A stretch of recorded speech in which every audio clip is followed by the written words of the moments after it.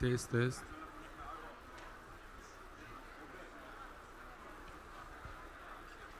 You can choose.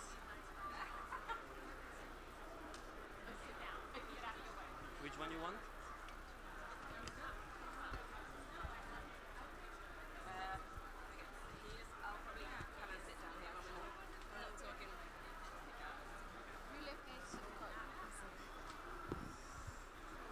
Hello, hello. Yeah. Ready. Let's get going. Well, yeah. Thank you very much. Thank you very much, everybody, for joining this afternoon. The before last, well, actually, probably the Thursday is not the last day in theory, but yeah, for the big events here in the buildings pavilion, this is the before last day. So after 2 weeks of COP already, so thanks for joining. Also, the people online, thank you very much for being with us. Everybody So, wave.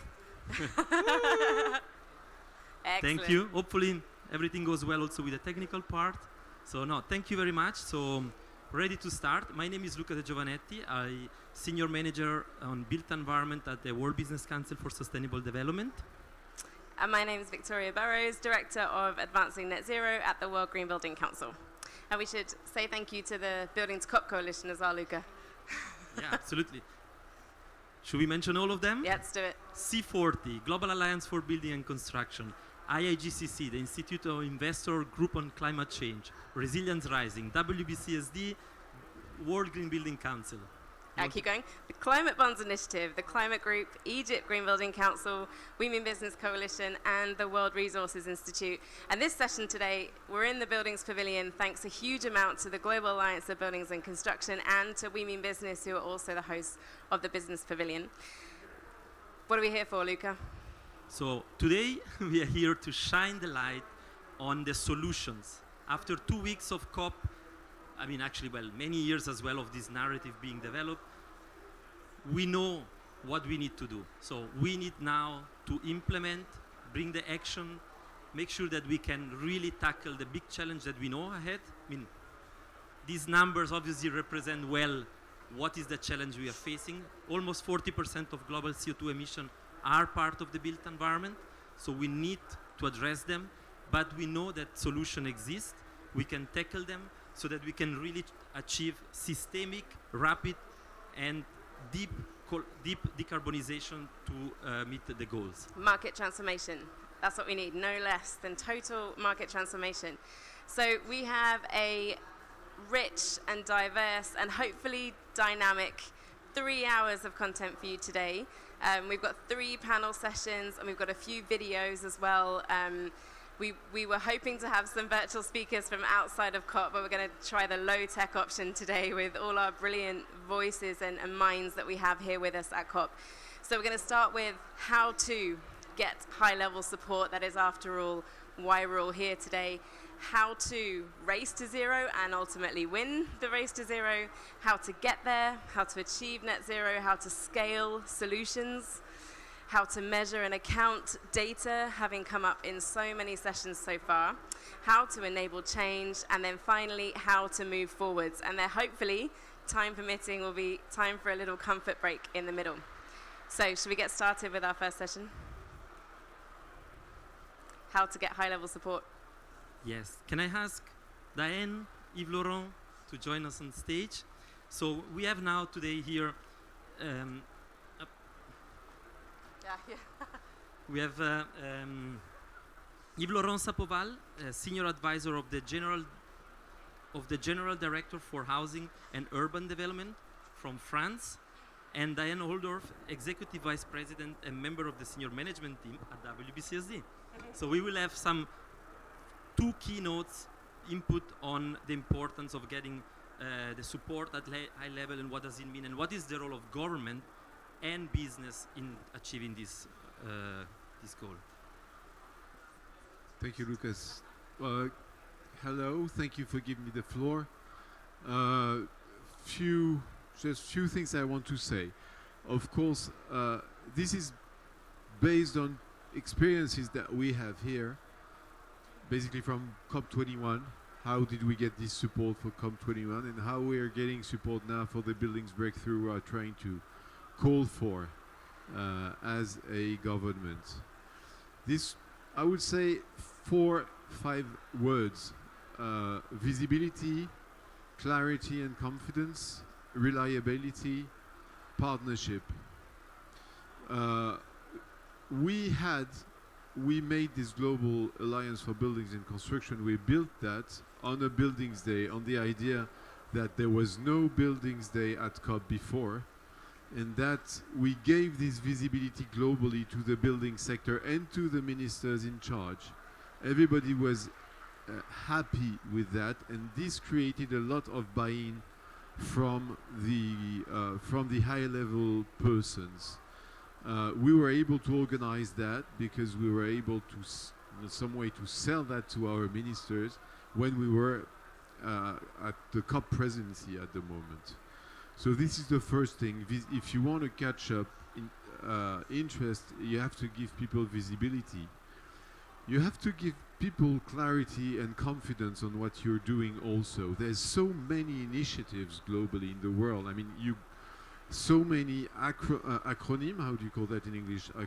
Acronyms. I mean, you go and you understand nearly a newcomer, and a high-level person in your country is obviously a newcomer into the international circus that we're having here. So you cannot understand what are the acronyms, who is who, so you have to give them clarity and to position your initiative, to position your sector clearly on what it is. This is what we do in Global ABC. Have a look around and see how we manage to clarify the question, and have a look at the pavilion. This is an incredible work. Reliability is important. You have to deliver clear things. This is also what we're doing together at Global Alliance for Buildings and Construction. The global status report, the roadmaps that we are doing, the actual meetings that we are initiating, and this is very visible. This is something very tangible.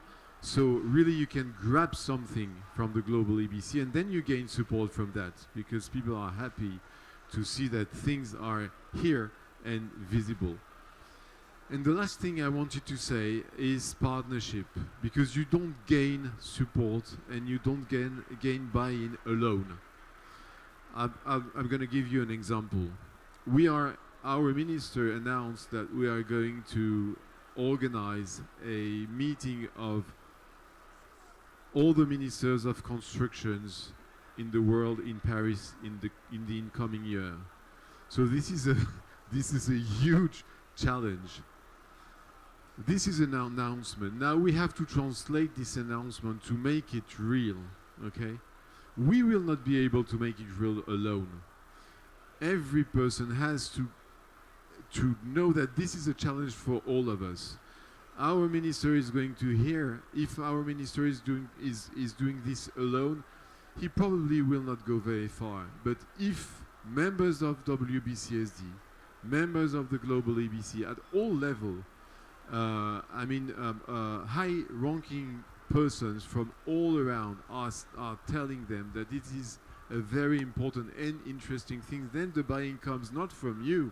You don't have to explain things. Things comes from around, and you create a momentum, and you create something that in some way doesn't go back. So this is very much what we're doing. This is very much how we here in this room can help this momentum to achieve, to get to its point. That's all. Thank you. Good. Thank you so much for setting the stage in that way. Greetings, everyone. As Lucas said, I'm Diane Holdorf with WBCSD, the World Business Council for Sustainable Development. We have a membership of over 230 companies who are working to advance sustainability embedded into their business strategies, their business operations, working in partnership with critical stakeholders, including governments, obviously, to move forward on the agendas, particularly the climate emergency, which is what brings us back together every year as we drive this agenda forward. I'd really like to give credit to the government of France. I think the leadership on, first of all, the recognition of the role of the buildings and construction sector as such a key mover on achieving net zero was key. And then to take that action already back in 2015 at COP21, which was such a seminal COP for driving forward the ambition, the targets, and the commitments, set us really for this sector on the right trajectory. And we've been working together since then to continue to advance progress, not just the agenda, not just the narrative, as you said, Luca, but really the actions that we need to take.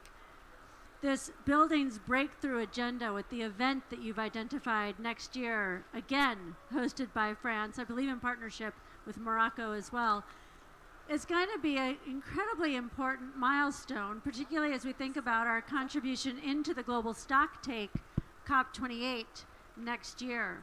It's these types of pulse drumbeat moments when we come together as multiple stakeholders in such a critical sector that we can really see progress.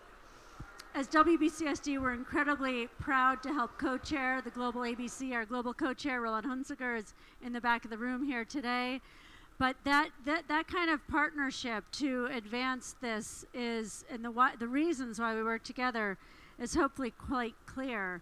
Without that enabling government environment, which does get generated when the ministers see and learn from each other and equally see what business across the building and construction sector are willing to step up and contribute to, is key. And I think we saw a great example of that even this week at COP. We were starting to hear some wobbles last week between the run-up to the G20 and the negotiations this week on whether all countries were going to stay committed to the 1.5 targets that are actually limits, not targets, as defined by the Paris COP and forwarded in the Glasgow COP last year. And together with the B team and We Mean Business, WBCSD is a member of the We Mean Business Coalition, together we helped mobilize over 200 companies within 24 hours during a COP at the CEO level to say, we stand behind 1.5. It's critical that that is our limit. We're contributing to it. We've set transition plans and targets. We acknowledge the country leaders like France and many others who've pushing for that as well. And it's that kind of momentum that we bring and drive in through here. So we really support of course, the global agenda, but really these national engagements to help continue to push what it means within the national and subnational context for the Building and Construction Alliance.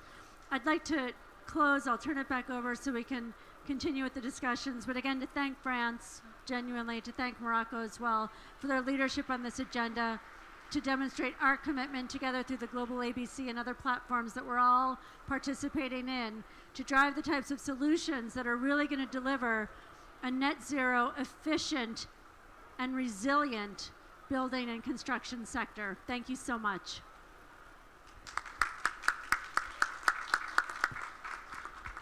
Okay, thank you so much, Diane, Yves Laurent. We're on perfect timing.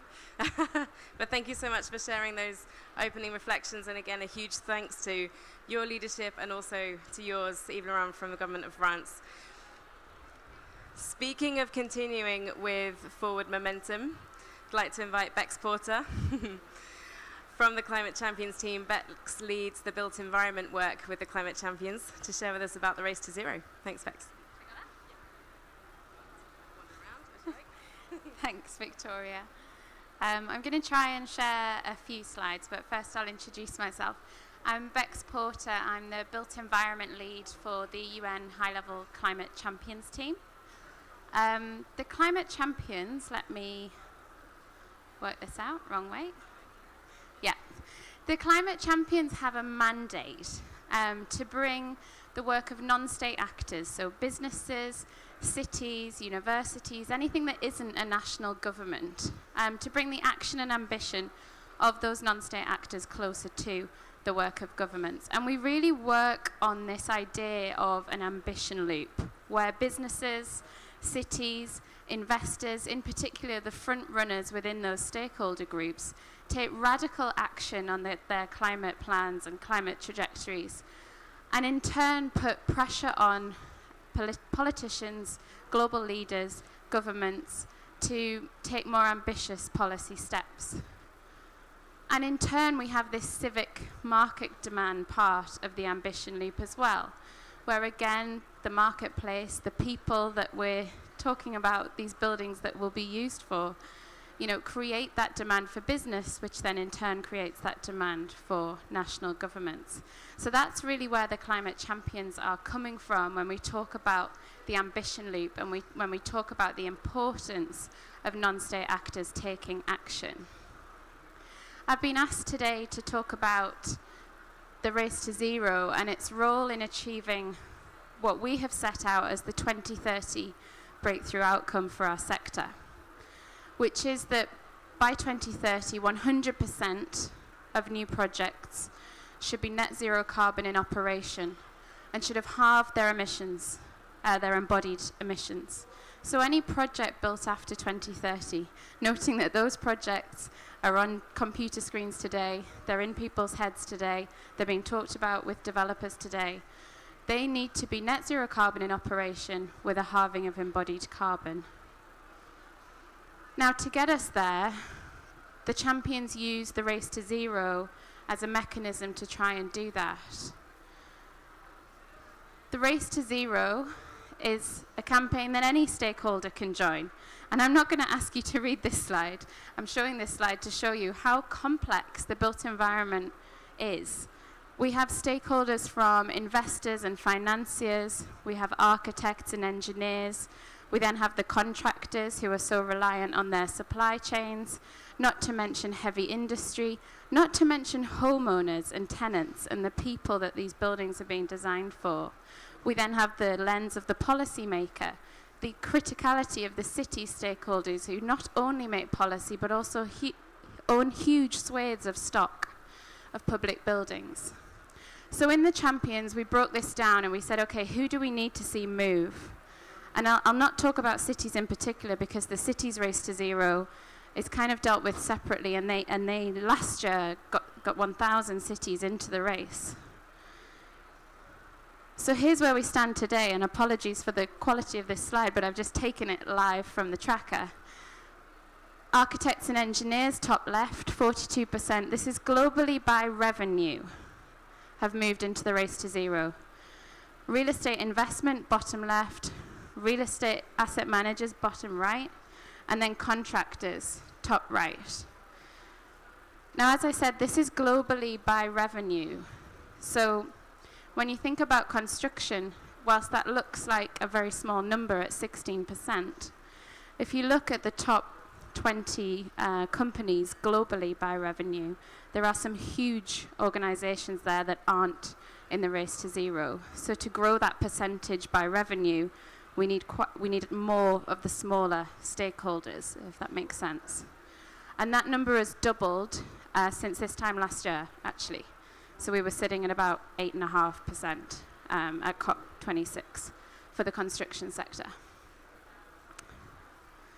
So the race to zero continues, the momentum is growing, and all of these companies have committed to halving their scope 1, 2, and 3 emissions by 2030 at the very latest, and to be net zero by 2050, again, at the very latest. When we think of that from a real estate perspective, that means that all of these real estate investors and real estate asset managers have to halve the embodied carbon of any development that they purchase or any major retrofit that they complete, because that embodied carbon currently sits in their scope 3. And I think that's really impactful when we think about that 2030 outcome that I shared previously. I just wanted to flag some recent joiners, but you can see that we have joiners from across the value chain, and these have just joined in the past month. Please do engage with the Race to Zero and our sister campaign, the Race to Resilience. You'll have seen the Resilience Hub not far from here. Go and mention the Race to Resilience in there and you'll be swarmed, I'm sure. But yes, that was just what I wanted to share, a bit of an update on the Race to Zero and how it hopefully plays a big part in the transformation that Victoria talked about. Thank you. Wonderful. too many gadgets. Thank you. Thank you, Bex. And also, please join us tomorrow at the Implementation Lab, where we'll be diving into the specific Breakthrough 2030 agenda that the high-level champions have created for the built environment. More on that later. Okay, so now we have a short video to play you from Sarah El Batouti, who's actually a global climate ambassador for the UNFCCC and founder of EcoConsult, who are a architecture practice right here in Egypt, and in fact designed the beautiful Egypt Pavilion that you've all walked past to get here today. Please do ask her about that, because some of the features have been specifically incorporated to promote a sustainable development agenda. And so we'd love to just share a video here with you about an eco-village right here in Egypt that is achieving net zero, and to show you how it can be done. Thank you.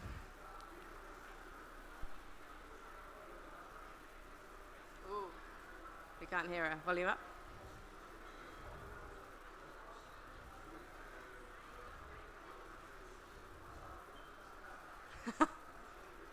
Okay. We tried low tech. Still didn't work.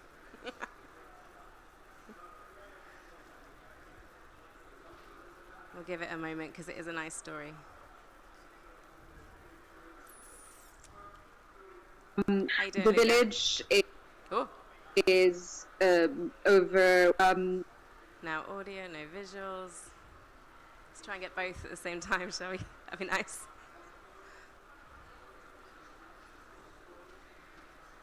No? All right, don't worry. Let's skip to the next slide if we can, and we'll just crack on with the next panel. Or the first panel, should we say? Opening panel session. we An have that? organic producer. It's a private sector client Okay. that came to us Volume and up. asked us Volume up. to have a complete campus in the middle of the Western Desert. The village is over just a little over an acre. It's 2 acres, the plot of land. 40% of it is built up area. And the challenge, we had 3 different challenges, which I will talk about. It's comprised of about 12 buildings in the area. So you have labor's accommodation, engineers accommodation, you have an eco-lodge guest house, you have components for a social outdoor area, a community center, a prayer area, clinics, etc., a laboratory, and a lecture hall. So there's a lot going on with different activities in that one project. At that point, this is an off-grid community, and off-grid means that it's not connected to any grid that supplies energy. So this was one thing that we had in mind, which was not on the brief. And another thing that was very interesting, so we need a low energy development in the desert. We need to use as little material as possible. It should not produce waste. And also you are dealing in conditions where there's very polar climatic conditions in the specific area. So it gets extremely hot, and then it gets much cooler during the day, in one day, and then it gets extremely hot during the season as well, and then freezing cold temperatures with a little bit of flash floods every now and then. So you're dealing with challenging elements. It's quite far. The infrastructure to get there is very tricky. Also, just to add, more ingredients to the mix, it's also not very connected in terms of monitoring, and it's not connected to the phone grid either. So it was very remote in that sense. Can we move to the next slide?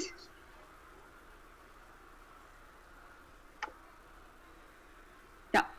So one of the things that, and I particularly chose this image, is that the amount of building that we wanted to build around the area we wanted it to keep it as little as possible.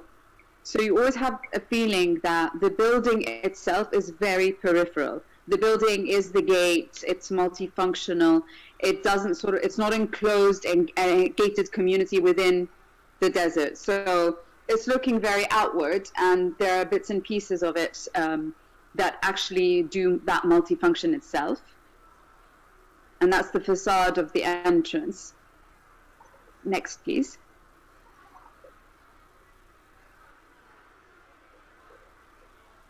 And on the inside, it's that feeling again where you just have a very small building, and it's ventilated from all sides. That's the benefit of having that. We used very, very little greenery and planting. The project itself was set to measure its operational aspect of it, so it's constantly monitored as well. And it's entirely powered by solar energy at the moment. All of the construction material have been reused again within the site and on the site. And then we'll delve a little bit more into the particulars of the projects to deal with specific challenges.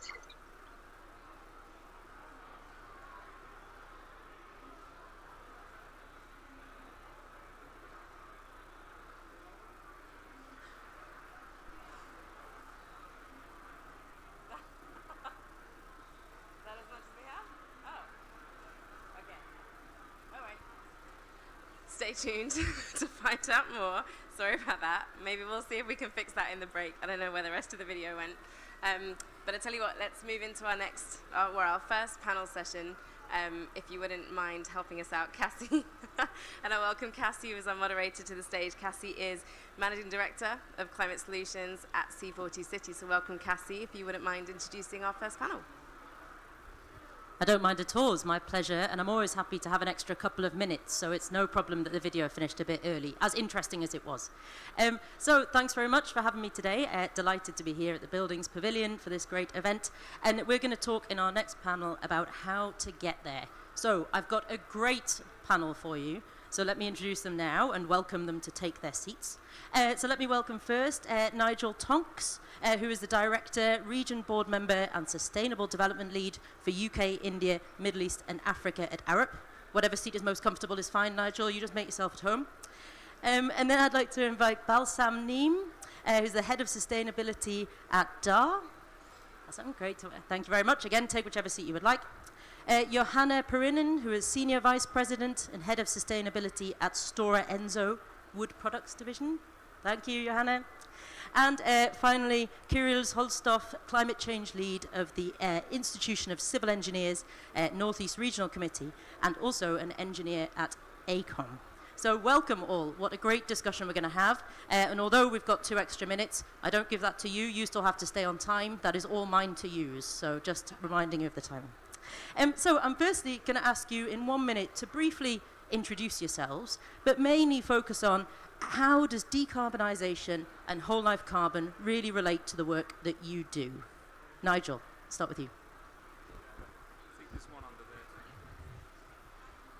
Yeah, thanks, Cassie. I mean, I think you've introduced me well. I'm also a senior advisor to the Climate Champions. So whole life carbon influences everything we do at Arup. We're a collective of designers, planners and consultants that advise in the built environment, and whole life carbon is the essential metric for us now in everything that we design. Perhaps I'll say some more about that later. You've given me a minute.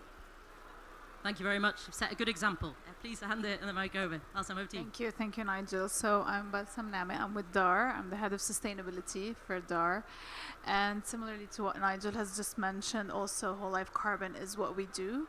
And it's mainly what we try to convince our clients to do. We have more of a challenge operating in the Middle East and Africa to convince our clients as compared to the rest of the world. But we take pride of helping the market mature towards understanding the importance of integrating whole life carbon in our projects and across. Yeah. Fantastic. Thank you. Johanna. Yes, Johanna Pirinen, heading sustainability in Stora Enso Wood Products Division. And Stora Enso is renewable materials company based on forest materials. And what I'm representing here is low emission construction materials, so mass timber, and that's my connection to embodied emissions that I wish people would think about it. So I'm happy that we are here. We're all thinking. Great. Kirill. Thank you. So I work as an engineer in the infrastructure sector, specializing in bridges. And so directly as a part of my job, we've been trying to push the ambition in the infrastructure sector so that we consider whole life carbon throughout our work, so that we try to utilize the carbon management approaches from the get-go and really push for the level of ambition that is necessary. And also, as a part of the Young Engineers Future Leaders Group of the World Federation of Engineering Organizations. So this is my second COP. So the first one was COP26, and been meeting with policymakers, meeting with senior business leaders, and really advocating for whole life carbon consideration in infrastructure and for more ambitious policies in the infrastructure sector. Fantastic, thank you all. And I think it's amazing to hear firstly that you're all leading in this area and that you want to bring others along with you. So I think that's what we really want to hear about today, and really, remind ourselves of our key question we're trying to answer, which is what systemic changes are necessary to the fundamental way we address and create our built spaces. So, and I'd really like you to all bring out the different stakeholders and organizations that you represent so we can really get a sense of that. So, Kirill, why don't I start with a question for you of who do you believe are the key stakeholders in this transition, and who's key to driving down emissions from the built environment? And I think if you could bring in the youth perspective, that would be great. Absolutely. So I've been at COP as a young engineer and really trying to elevate the voice of young professionals, youth, and young engineers, both with policymakers and business leaders, civil society leaders, because really youth and young engineers, young professionals are the ones who are, in my opinion, the key to being the bridge between the industry and policy, and also really acting on the implementation side. Young people, young professionals are innovators, are people who are leading change within organizations, within policy. And we've been acting by preparing policy recommendations, for example. Our colleagues have been working on global statements, meeting with senior policymakers. We're having the two-way conversation, trying to see, why certain areas which are possible to be done. So where we have the business case, we have the necessary maturity still are not being implemented. And at this COP, for example, I had a number of meetings with energy and climate ministers from different European countries, and I told them, we do have the right solutions in place as engineers. We know how to do things. So why we don't have the necessary level of ambition? Why are you not pushing the industry hard enough in that regard? Because really, in many cases, it also comes from public sector clients, which are in direct contact with the government and the right regulations. It's great, and I think it's really great, Kirill, to see you're kind of really pushing that level of ambition. I'll abuse my privilege as the moderator here to say C40 Cities, a network of 97 of the world's largest cities, also really trying to push that ambition envelope and showing that innovation and leadership is possible, partnering with engineers, with firms, and trying to bring the governments along with us. So that's really great to hear. And so, Johanna, maybe I can ask you the same question of the kind of, from your particularly materials focus, who do you think are the key stakeholders in this transition? And do I say that I wish I would have figured out already, but we have mapped so many different stakeholders and how we need to kind of get the whole value chain together to discuss it. So in my case, presenting business, quite often the key decision maker is not my direct customer, not the person who pays for us for the materials. So we've been, I think it's events like this, and then all the work that we do as a value chain collaboration, getting different parties together, that's so super important. So as a practical thing, what, for example, we did, we got a group of design company, construction company, and then a platform who was driving this kind of sustainable innovation together, so that we got the construction company to think about the materials and really kind of explore together what the emissions are and what are the embodied emissions and what can be done.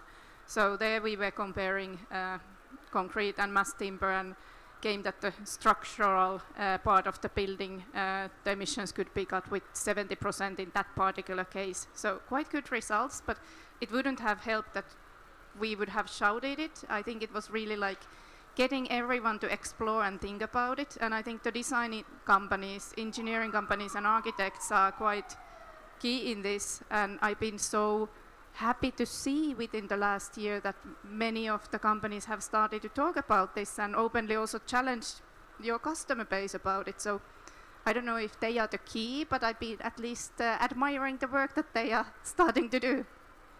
great to hear. And I think, you know, this kind of route of collaboration and powerful collaboration and speaking with one voice is crucial. And I mean, one of the reasons why many of us in this room set up the Building to COP coalition, you know, ahead of COP26, to really be able to pool our resources and our ambition and communicate with one voice, which I think is helpful for this big supply chain that we've got. So maybe, Balsam, I can come to you and say, with some of this in mind, have you started to see a key mind shift with some of the projects you're doing? You mentioned some challenges in your introduction, but are you feeling like it's getting there?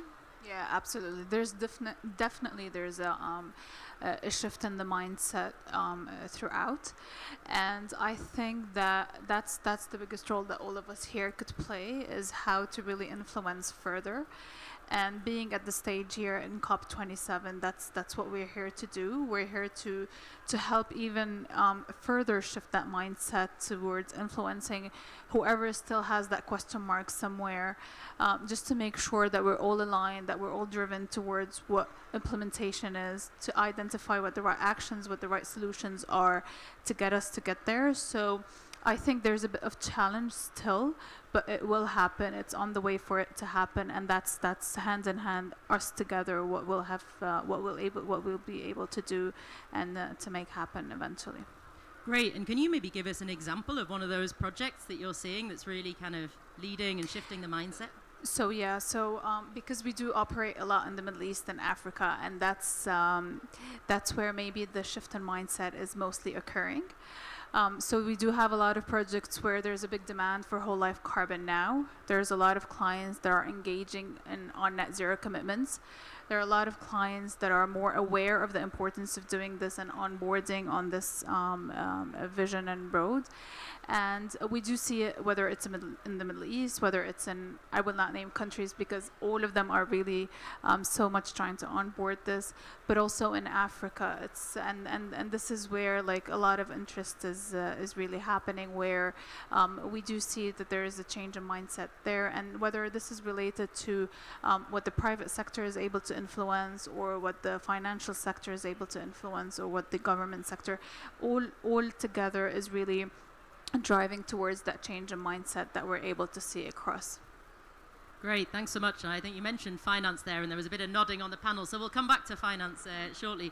But Nigel, maybe I can also ask you that question about seeing that mindset shift in the way projects are approached, and in your experience, what changes are you seeing? Not enough. Quite frankly, not enough. The global status report that was issued by the Global Alliance for Buildings and Construction has revealed that the modest efficiencies that we've achieved in the last year have been completely overwhelmed by the growth in the real estate sector, and that emissions in the built environment have risen to a historic peak by 4% greater than the pre-COVID levels. So I think we are seeing green shoots. I think we're hearing lots of great innovation and initiatives. But for me, I think the mindset change is a huge challenge for us to be able to tackle this at scale, really at scale.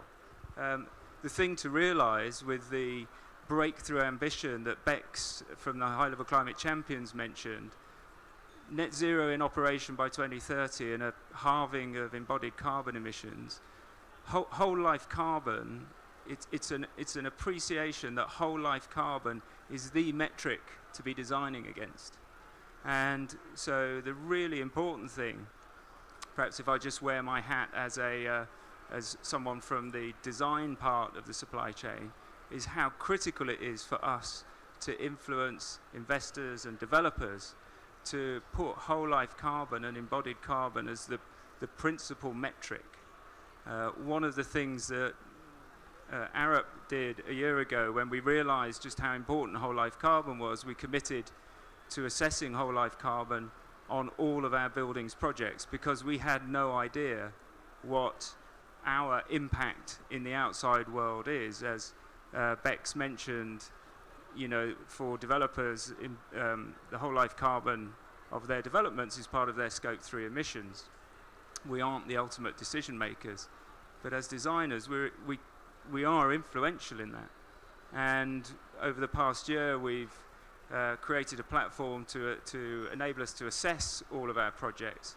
And that there's lots I could say about that, but one really striking statistic, which has been really striking for the mindset of my global organization, and that's 17,000 people around the world, is that the magnitude of the carbon emissions from the advice that we give to clients for the projects that emerged this year is a factor of 350 times greater than our carbon footprint that we have committed to through science-based targets to achieve net zero by 2030 and to significant reductions. And we will do those things, but it is a real eye-opener to the scale of change that is needed in our industry.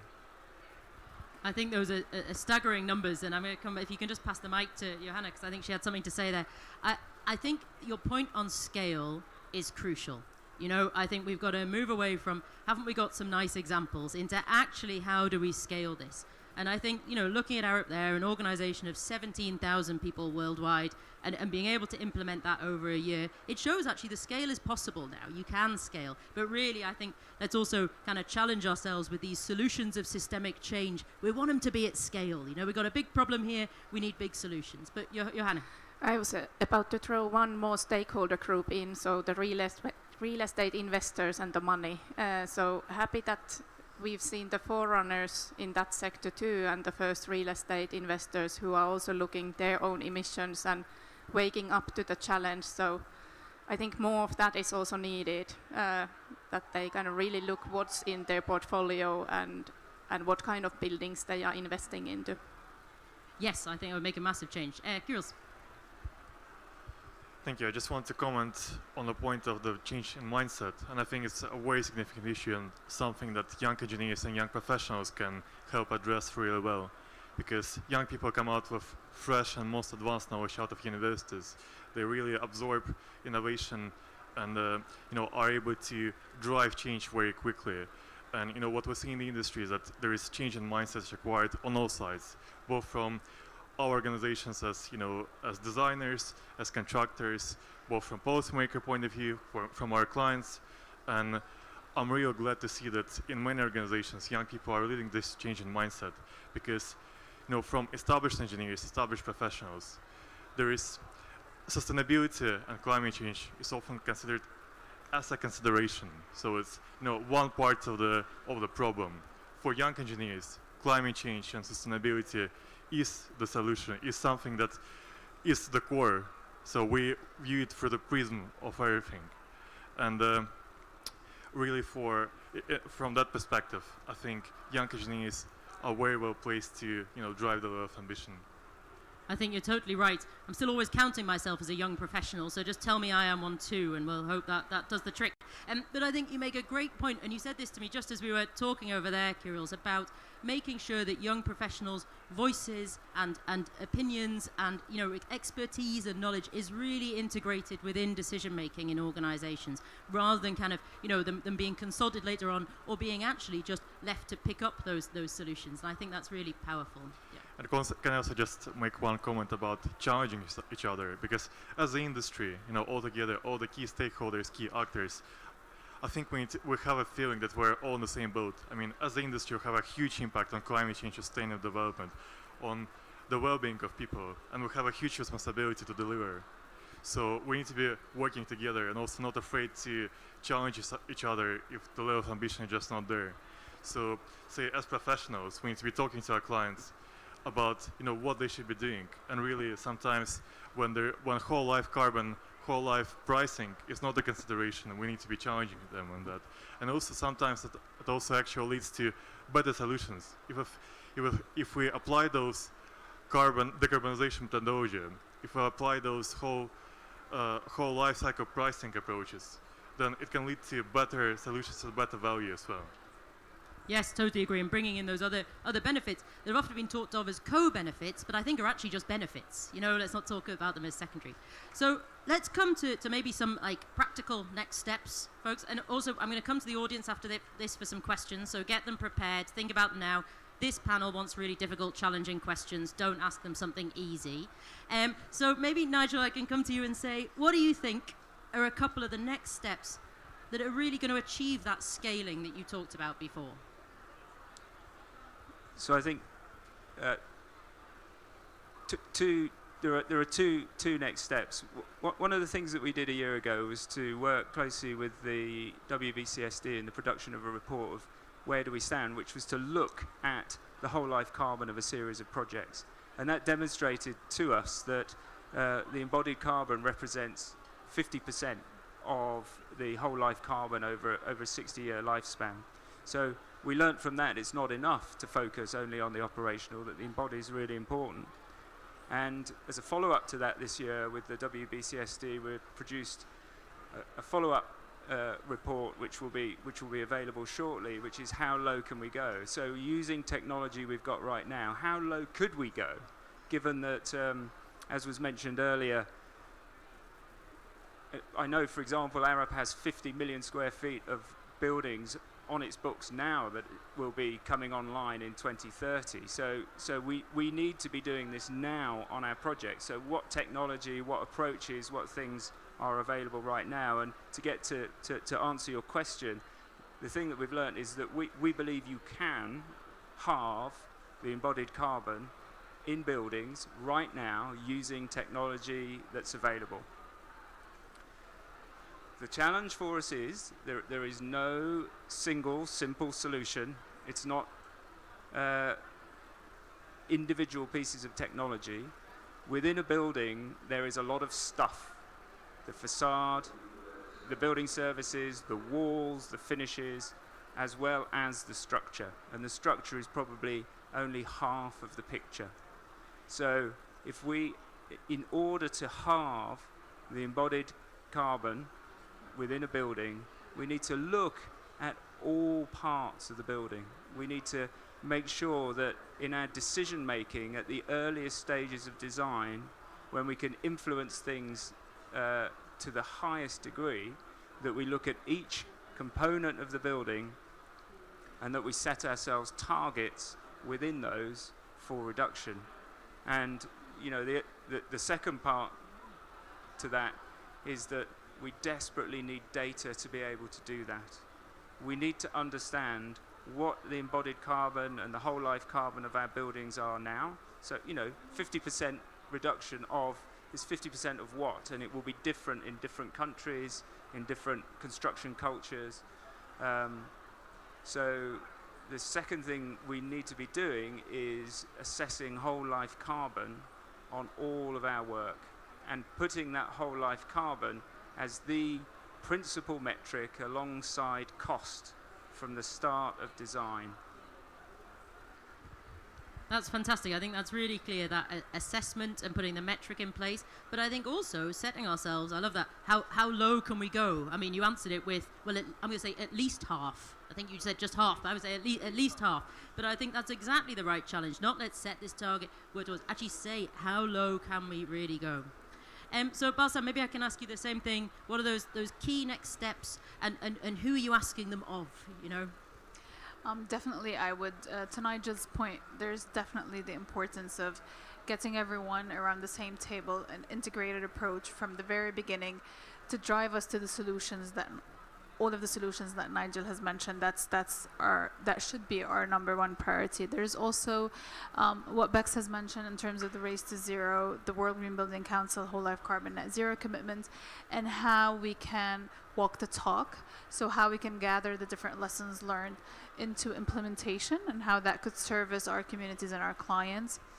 I like the idea also of the infrastructure and the buildings, so looking at the built environment as a whole rather than silos, because that's what would really help us really gather and not miss any opportunity.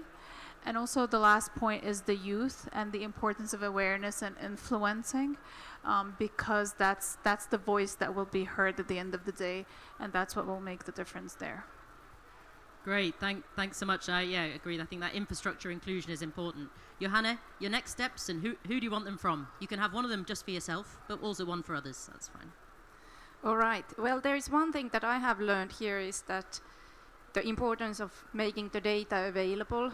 So I keep my commitment that we have environmental product declarations available for the solutions that we offer, and keep doing the science-based life cycle analysis so that we provide the data that hopefully makes the design work much easier when you have this critical third-party reviewed data. So that kind of a commitment to keep on doing what we have, but then also provide, engage in these value chain collaborations to help others also to find it. So I want to advertise that lowcarbonbuilding.fi is where we published all the data that we found out in the collaboration that we did with the others earlier. So engaging in this kind of things, I think that's important also. Great, and I think that's a good point on, we also need to continue what we're doing as well as doing new stuff. Let's not shift around too much. Kirill, your next steps, and who are they for? So I think there's the conversation about new build. Really, the solutions are already there, and we should have implemented those really yesterday, not thinking about this today. We know how to build net zero carbon buildings. Maybe there are some challenges with embodied carbon, setting the right level of ambition going further, but really, as far as my colleagues and I are concerned, net zero buildings should be the standard now, not some 10 years in the future, at any point in the future. What I think doesn't get enough attention from the buildings point of view is retrofit, because much of the infrastructure in Europe and around the world has already been built. And by 2050, in many countries, the majority of the infrastructure that will be there has already been built today. So we need to think how can decarbonize existing infrastructure, how can make it more energy efficient, how can make it more climate resilient as well, because we're seeing devastating effects of climate change today, and they'll be becoming even more adverse in the coming years. And secondly, what my colleagues have mentioned is that we need to look at the industry holistically and also think about the wider infrastructure sector, not just buildings. I mean, buildings may be the more advanced part of the built environment sector in general, but infrastructure as a whole, when I talk about embodied carbon, many major projects are used to improve well-being of people. When economies struggle, the governments are looking to invest in those, major infrastructure projects to really help the economies get going again, and to make sure that hundreds of thousands of tons of carbon that we're putting in are put in with purpose, so that we're not just locking in solutions of yesterday and providing us with less options to decarbonize in the future, but really thinking about what we can do. And lastly, just as my colleagues have mentioned, and as I've previously mentioned during this panel, it's really about engaging youth, because young people really have the ambition, determination, and in many cases the expertise and ingenuity and innovation to bring to the table. So we need to have them across all stakeholders, both from the industry point of view, where we have designers and contractors, but also the clients and the policymakers. That's great, that's so clear. And you also mentioned climate resilience in there, which we haven't dwelled on too much, but Diane made this point at the start, that we're looking at, resilient, zero carbon, low embodied emission buildings. And just as you were talking about the kind of existing amount of buildings infrastructure, which I totally agree, it also reminded me of something I heard about the more people who are moving to cities and putting pressure on some of these buildings we have. So I was talking to the mayor of Dhaka North from Bangladesh, and because of the climate impacts that are all across hitting Bangladesh at the moment, it's a huge amount of people moving and migrating to Dhaka North, to the tune of 2,000 people a day. And so just think, from our built environment perspective, the pressure that puts as well on our existing infrastructure, the need for new infrastructure, and ensuring that we don't rush to high carbon lock-in solutions. I think it's all those kind of factors coming together, which is why this sector is so important. Anyway, sorry, my digression. So I have a question from the virtual audience, which is great, but James was itching to put his hand up there, so well, you can have the question. I'm going to come to you, James. And you stand up, give us your name, where you come from, and your question. Thanks, Cassie. James Drinkwater from Laudes Foundation. 2 questions, pick either one, they'll be very short. How do we make investors care about and move on embodied carbon? aside from regulatory risk, which is a way off, it seems? First question. And second question, what's going to make sufficiency, so not adding 4 Parises a month, aiming for maybe 3.8 or 3.6, a kind of a business-friendly agenda, rather than seem threatening? Interested for any views on either of those topics. Thanks. Great questions. Jump in. Well, okay, I have the mix, so I get to go first. On the kind of, I think we should bring carbon storage into the discussion also, and maybe even some carbon credits. Maybe that would get the investors on board, or the building owners. One solution. And then I was actually triggered with the built environment, infrastructure. Maybe there is an opportunity also for carbon storage via biochar, and that how that could be. But it's something I'm not really expert yet. I'll promise to study more and come back with, yes, exactly, nature-based solutions, because we need to unlock this dependency on non-renewables and really get into things that grow back. Yeah, thanks for your questions, James. I think they're excellent. They're absolutely incisive questions. Very brief answers to both of them. On the investor side of things, assets are already becoming stranded.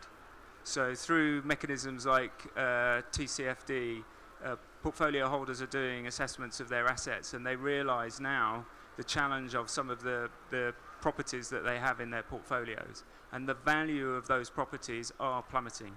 So we've heard that at this conference, that in the past, some of those portfolio holders might have been able to sell on those assets to people who are unwittingly prepared to take them on.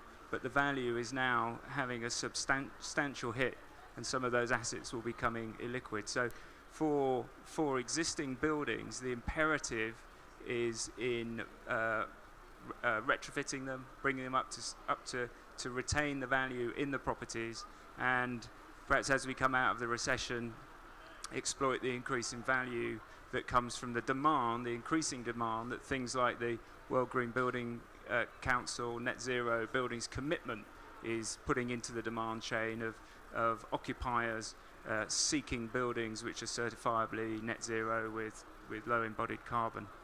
And on the sufficiency side, I could not agree more. Halving emissions is not going to happen through simple technological improvement and gimmicky sort of improvements. Those are all necessary, they're important, they're valuable, but we've got to find ways of building less. We've got to build using less stuff. That's the real significant first change that can occur, and that can be through an intelligent reinterrogation of the brief, taking out the fat that might go into a brief. It could go into reusing existing buildings, and clearly it goes into the circular economy, which I know is of key interest to many of the stakeholders here, and the reuse and the upcycling of keeping materials and buildings in the built chain. But building with less is a really critical factor to design. Yeah, thanks very much. I'm going to take another question, and then we'll bring in Balsam and Kirill's. This gentleman here, actually, I have a question for you first. Can we all have one of your hats? It says on this gentleman's hat for the virtual ones, ask me about embodied carbon. So. And the answer is yes. Just go to buildingtransparency.org and you can sign up to get a hat. So, Phil Northcott with buildingtransparency.org, which, by the way, is a great place to go to get that data you're looking for. So my question is, I'm really excited by your talk about how, net zero whole life carbon should be the design standard. I think that's wonderful. As a guy with a background in manufacturing, my question is, what are you going to do to measure what actually gets built, and then how what gets built gets operated to determine whether your whole life carbon analysis that gave you what you thought you designed, how close that is to reality, and where you need to update your models and your design to reflect what actually happens when the building is built and operated?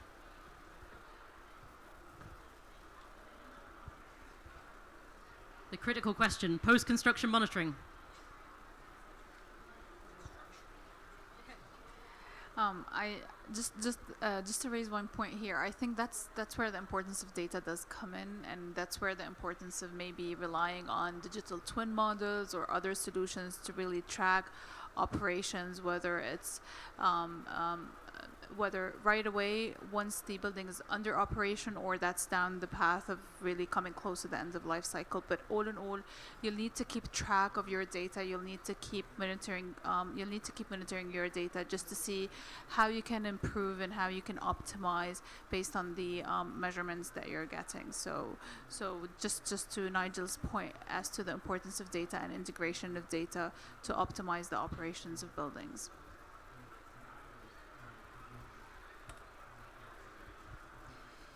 Yeah, I think the data after construction is really critical and sometimes actually very hard to get. And I've seen case studies where there were challenges with the way infrastructure was designed and not particularly user-friendly. So sometimes designer can have certain very environmentally friendly solutions in mind, but which may not necessarily be user-friendly. So accounting for user behavior is very important in that regard. And actually coming back and seeing how the building works in real world and whether there's any optimizations to be made. So I think in that regard we need to be once again utilizing the collaborative approach and working both of contractors, working of the building owners to make sure that they're satisfied with the building performance, and then also really utilizing the digital technologies to to monitor how the building is performing in real time, so we can learn from that, so we can make adjustments in real time as well.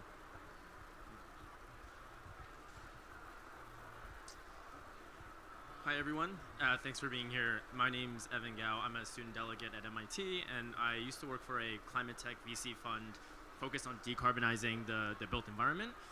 My question is for all of you, but it is in reference to a comment that you made, Nigel, on modest efficiencies being outpaced by real estate development. I think that one possible explanation for that is that given all the retrofit opportunities there are now, whether it's solar panels, heat pumps, energy efficient windows, that has sort of given real estate developers a sort of greenwashing mechanism or an excuse to build more inefficient energy buildings. So I was just wondering if you subscribe to that, and if so, if there are potential incentives or other things that we could put in place to make sure that those incentives are aligned.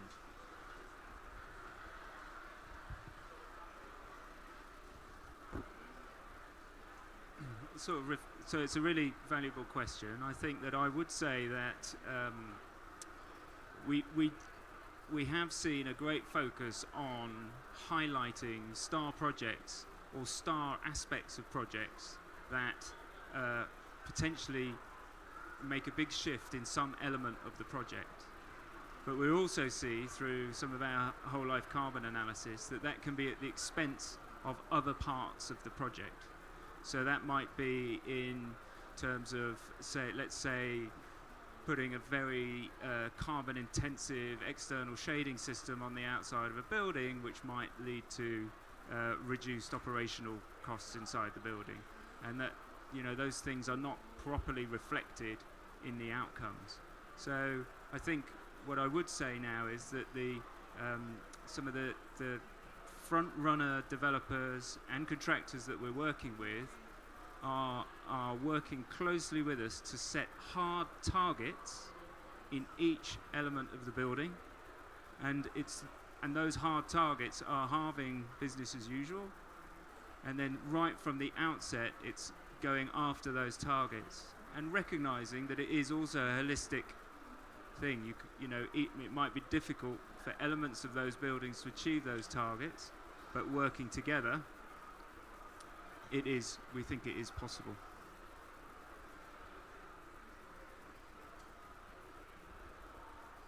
Thanks very much. Anybody else want to come in on that one? We've only got a few minutes left, so no pressure. So I'm now, with our last remaining few minutes, thank you for all of your questions. I'm going to ask you all to summarize I want takeaways, right? Takeaways for the audience, but I would like 2 takeaways, short ones from you. I'd like one with your own takeaway that you already had before you got here, thinking about that panel. And then I'd like a takeaway that you've learnt from one of your panel members as well. So, no pressure, Kirill, you're up first. Well, first of all, thank you very much for everyone's questions. Thank you very much for my colleagues' contributions to the panel. It was very interesting to listen to their perspectives. So the one takeaway that I already had before coming here is that we need to consider the sector holistically. So not just focusing on buildings, but really the whole built environment sector and infrastructure, because really when it comes to big innovations and not just incremental approaches and changes in the way we think, the way we have relationships with the other stakeholders. I think it's really happening across the industry and not just within like silos of the sector. So we really need to work together and to help speed up the bottom-up and top-down approach to meet in the middle, so with policymakers and the industry. So and one thing that I've learned probably is with regards to the importance of doing studies on embodied carbon and how, and thank you, Nigel, for sharing that as well. We've had conversations about that with regards to how our colleagues are assessing really what should be the gold standard, how ambitious can we go in terms of embodied carbon. I think that's very valuable. Thank you. Thanks very much, Kirill. Johanna? The thing that I will take away from the importance of the design, I think that has been super interesting to explore, and maybe I will look into the kind of carbon budget idea, if there would be a carbon budget for embodied and the operational, and then those are the kind of boundaries where you need to have the design. And from my own side, then the kind of keep on making things as easily available as possible to kind of make the change easy. So that would be a promise. Thanks very much. Make the change easy. That's great. Awesome. So for me, I came here with the idea of implementation and the importance of having the solutions out there and putting them forward for everyone. So the first thing is that we know that we have the solutions. We've spoken about the solutions today, some of them. And we know that those are working solutions, so we'll need to start working together, all of us, to implement them. The main thing that I took away from today's discussion, and thank you for all of the panelists, is the whole life carbon, again. The importance of creating the right balance between the embodied and the operational. Nigel gave an excellent example as to the external shade that has an embodied carbon, but it also helps reduce the operational carbon. So what's the right balance there? And that's a very important aspect that we need to be focused on based on today's discussion. Thank you very much. Yeah, well, thanks so much for giving me the opportunity to meet the panelists. I think I came with really one clear message, which is for everyone to do honest, whole building, whole life carbon accounting of all of the work. The residual offsets after we've made these reductions will be based on your whole life carbon calculation, and there simply isn't sufficient carbon capture in any of the global roadmaps to accommodate the rate of building and the rate of carbon that we've got going at the moment. There isn't, and there won't be by 2030. So, you know, you'll be declaring those residual emissions, and you've got to declare the whole residual emissions. And then the thing that I take away, so I'd like to thank Kyrillis for really reminding me about the youth voice.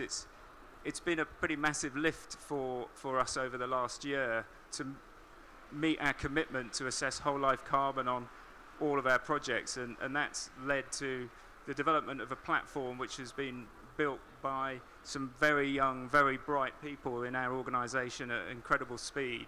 And the data for nearly 1,000 projects has been put in around the world by some of our fantastic young engineers, experts, and data scientists.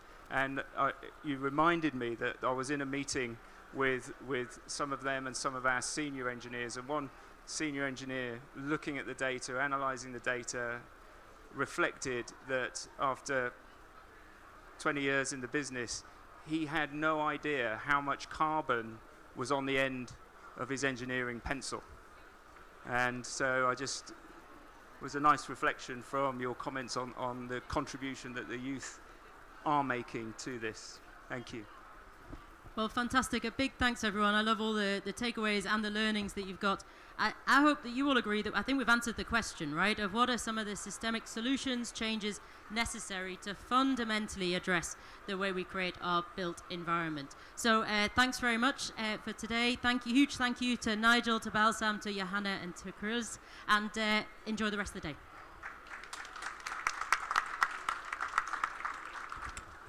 Thank you very much for the panel. We still have one. Thank you very much. We are not finished with the session now, so after we will have a break. But I would like to welcome now our guest speaker, really important, Bertrand Piccard, chairman of the Solar Impulse Foundation. Bertrand Piccard is very known for being the first to travel around the world on a solar airplane for the first time with the Solar Impulse plane. And well, Bertrand is also part of a family of explorers. The grandfather, the father has been doing amazing work. But I would also like to welcome him here because of what he's doing now with the Solar Impulse Foundation, of bringing all these solutions to the awareness of the importance of how we can make use of them and that solution exists. So I don't want to steal more time or maybe more words of what you're going to say, but please, welcome to the podium. Good afternoon to everyone. Why is it so frustrating to listen to the speeches in the plenary session? Because it's always the same conclusion. We have to decarbonize, but nobody is saying how to decarbonize, what are the solutions, and how profitable it is.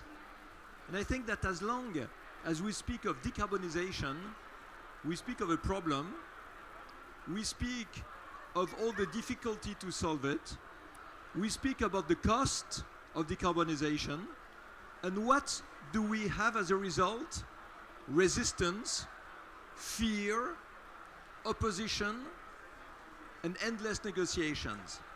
Because every country has to commit to NDCs that are understood as economical burden for their development. I believe we have to shift completely the discussions around, and instead of speaking of decarbonization, we have to speak about efficiency. What is efficiency? Efficiency is when you obtain a better result by consuming less resources. Less resources, it can be water, it can be energy, it can be natural resources, it can be waste. It's exactly like yesterday I was in the Climate and Clean Air Ministerial with 50 ministers. And they were all saying methane is a huge problem and it causes 50% of the global warming. Okay, once you say that, what do? I think we have to say it exactly the other way around, where we see that methane comes from waste from farms, from agriculture, from oil and gas industry, from landfills, and if you collect it and make biogas, it represents 20% of the need of humankind in terms of energy. And each time you can see where is the problem and where is the opportunity thanks to making something out of everything we waste. And today the big problem of our world is the fact that we waste. And in the construction business, there is a fantastic opportunity not to decarbonize, but to be more economically profitable thanks to efficient solutions. And as an end result of it, there will be a decarbonization. But if we see decarbonization just as the goal, we'll fight against each other. If we see it as the result of common sense and efficient solutions, we will succeed. This is why we've been working at the Solar Impulse Foundation on profitable and existing solutions to protect the environment. And in the beginning, believe it or not, everybody was telling me it's impossible. You cannot find profitable solutions to protect the environment, and at least not more than 1,000. Well, we got 1,450. And out of them, we made a guide of solutions for cities that we're launching at the COP this year. And this is why the pavilion of the construction industry is a bit our home in the COP27. We have a small exhibition of some materials there, but of course, in the guide you have more than 200 of these solutions, which are not vague ideas of how maybe we can do better sometimes. No, it's technical solutions that are used in some cities around the world, and based on the success stories, we have shown how they can solve the global challenges over the construction industry. So just look at what we have. This is why the construction business is using altogether construction and living about 40% of the energy of the world, where it could be exactly the other way around. We could save the waste of the industry to put it in the buildings. You know, there is one thing we have here I like so much because it's so simple. In the little exhibition out there, one of the solutions from the guide, old tires that are transformed into tiles for the roofs of the buildings. It's not only cheaper, it's not only more efficient, but it also recovers tires that otherwise would end up in the landfills or in the ocean. This is something interesting. When you are using the waste to rebuild, but of course, you know that you can use 100% of demolition waste recycled into new concrete. I hope you know. It's possible. But the governments are so much afraid of everything that is new that actually they limit the recycled demolition waste in the new concrete to 5%. So you see that it's not only a question of technology, it's a question of communication, it's a question of legislation.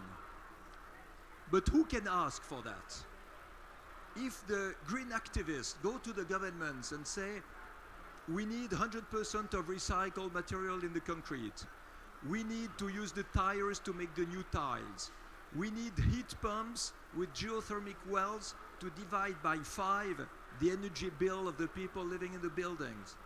And you can add a lot of requests like that. If it's the green activists, it will not work. The one who can ask for it, it's you. It's you in the business industry. Your role, I'm sorry to say, is not only to build with the new materials in a decarbonized and efficient way, because you know it's possible. Your role is also to obtain from the legislator that it will become the norm, that it will become the normal way to do it. Because every building that is built today in the old way makes a lock-in of emissions for the next 80 or 100 years.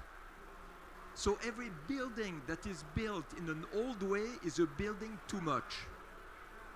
And when you see this sentence, 70% of the African building stock expected for 2040 has yet to be built, you understand that the question is not only to renovate buildings, it's not only to do as well as we can in all the sectors, it is our duty not to add any CO2 in the construction industry when we know that we have to build every 4 months the equivalent of Manhattan. So of course you will never be out of business in the construction industry. But your business has to use the newest materials, the newest solutions, the most efficient way to work in order to be the example of what can be done. you have been pioneers in a lot of things. When we see the skyscrapers and the big buildings in the big cities, well, it's astonishing to see what you are able to do. But now you have to continue with this pioneering spirit in order to continue to do better and to be at the lead of this industry and show also to the developing countries that it is more profitable to do it like this. Because at the end, it's a profitability. When you build a building that is decarbonized, the value of the building is higher. When you build a well-insulated building with an efficient heating or cooling system, you save 80% of the energy bill of the people living in it. You create value. You don't only create ecology. And as long as we don't create value, we will never succeed to be ecological. So this guide for cities is just the contribution that my foundation is doing to the business industry and to the construction industry. You can find all these solutions on the website of Solar Impulse. It's for free, it's non-for-profit. Our goal is just to give the message, solutions exist, they are economically profitable, they just need to be used and implemented. Thank you.